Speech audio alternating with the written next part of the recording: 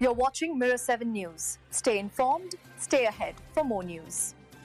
It's been another turbulent week in Australian politics, and it all came to a head with a tense Bush summit in Ballarat. Prime Minister Anthony Albanese was front and centre.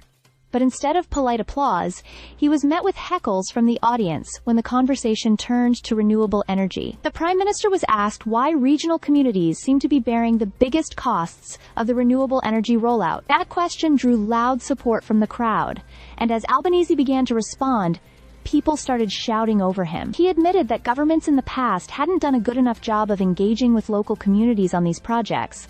But as he pressed his case that renewables are the cheapest and most reliable source of new energy, the interruptions only grew louder. One person even shouted back, "Turbines aren't going to fix it, Albo."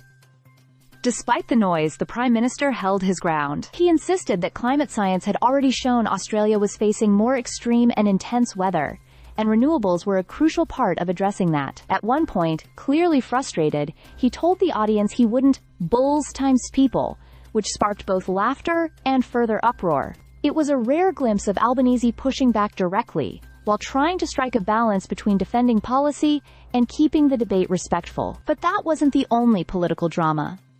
In Brisbane, veteran MP Bob Katter was facing widespread criticism after an extraordinary outburst at a press conference. When a journalist asked about his Lebanese heritage, Katter reacted aggressively and even threatened the reporter. The reaction was swift. Environment Minister Murray Watt called the behavior absolutely not on, while Health Minister Mark Butler went further, saying it was completely unacceptable. Even Nationals leader David Littleproud, usually more aligned with Katter on rural issues, described it as unbecoming and urged him to apologize.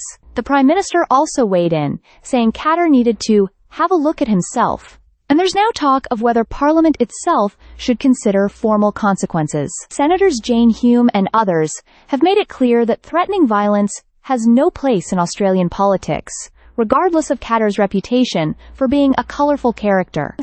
So on one side, we had Albanese trying to defend renewables to a frustrated rural audience, and on the other, Bob Katter drawing condemnation across the political spectrum for behavior that many described as beyond the pale. It's a reminder that politics isn't just fought in Parliament.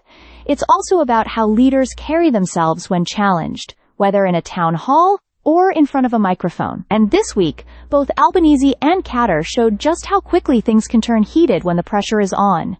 Stay subscribed for more videos.